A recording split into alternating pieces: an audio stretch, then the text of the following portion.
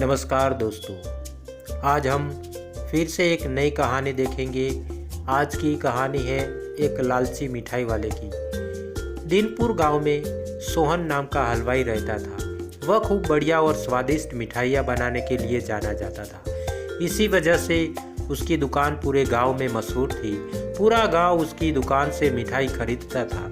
वह और उसकी पत्नी मिलकर शुद्ध देसी घी से मिठाई बनाते थे। इससे मिठाइयाँ काफ़ी अच्छी और स्वादिष्ट बनती थी। हर रोज़ शाम होते होते उसकी सारी मिठाइयाँ बिक जाती थी और वह अच्छा मुनाफा भी कमा लेता था।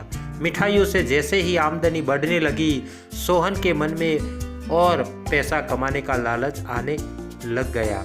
उसने इसी लालच के चलते उसे एक तरकीब सूझी। वह शहर गया और वहाँ से एक दो चुंबक के टुकड़े लेकर आ गया। उस टुकड़े को उसने अपने तराजू के नीचे लगा दिया। इसके बाद एक नया ग्राहक आया जिसने सोहन के पास से 1 किलो जलेबी खरीदी। इस बार तराजू में चुंबक लगाने की वजह से सोहन को अधिक मुनाफा हुआ।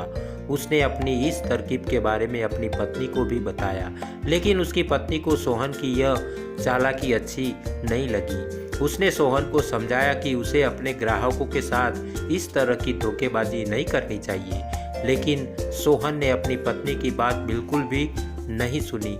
वो हर रोज तराजू के नीचे चुंबक लगाकर अपने ग्राहकों को धोखा देने लगा।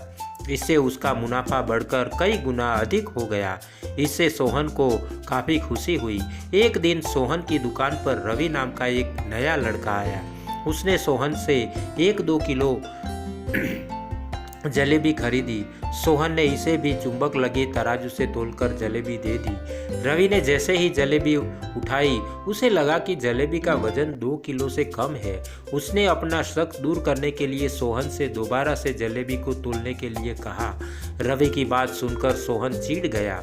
उसने कहा, मेरे पास इतना फालतू समय नहीं है कि मैं बार बार तुम्हारी जलेबी ही तोलता रहूं। इतना कहकर उसने रवि को वहां से जाने के लिए कह दिया।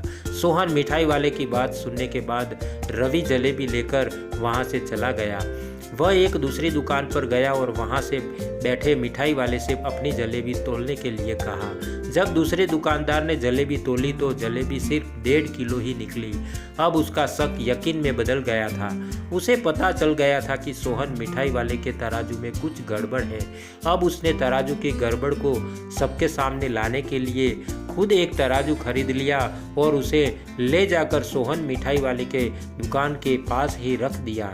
फिर रवि अपने सभी गांव के लोगों को वहां पर इकट्ठा करने में लग गया।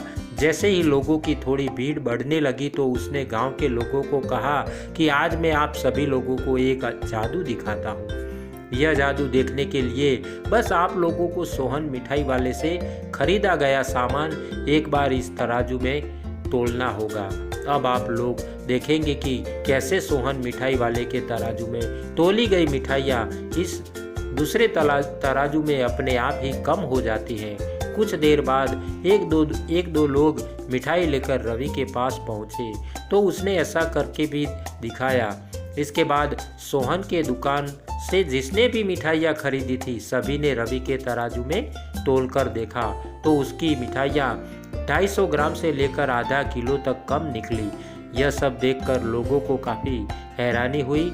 अपनी दुकान के पास ही यह सब होता देख सोहन मिठाई वाला रवि से झगड़ा करने लगा।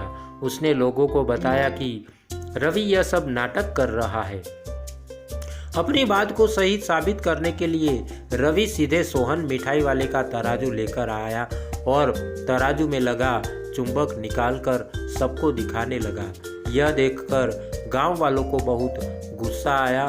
सब ने मिलकर उस लालची मिठाई वाले को खूब मारा। अब उस लालची मिठाई वाले को अपने लालच और उसके कारण की गई गलत हरकतों पर पछतावा हो रहा था।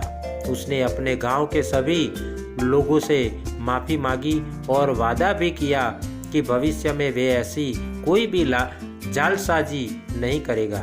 सोहन की इस धोखेबाजी से पूरा गांव नाराज था, इसलिए लोगों ने उसकी दुकान में जाना काफ़ी कम कर दिया। इधर सोहन के पास पछताने के अलावा कुछ और नहीं बचा, क्योंकि वो पूरे गांव वालों का भरोसा खो चुका था। कहानी से हमें यह सीख मिलती है दोस्तों, कभी भी लालच नहीं करना चाहिए। हमेशा ईमानदारी के साथ अपना काम करने से ही इंसान का नाम होता है। लालच के चलते भले ही कुछ समय के लिए अच्छा फायदा हो, लेकिन इससे इज्जत और आत्मसम्मान दोनों कम हो जाते हैं। धन्यवाद दोस्तों, इसी तरह हमारी ये कहानी को सुनते रहना और आगे इसी तरह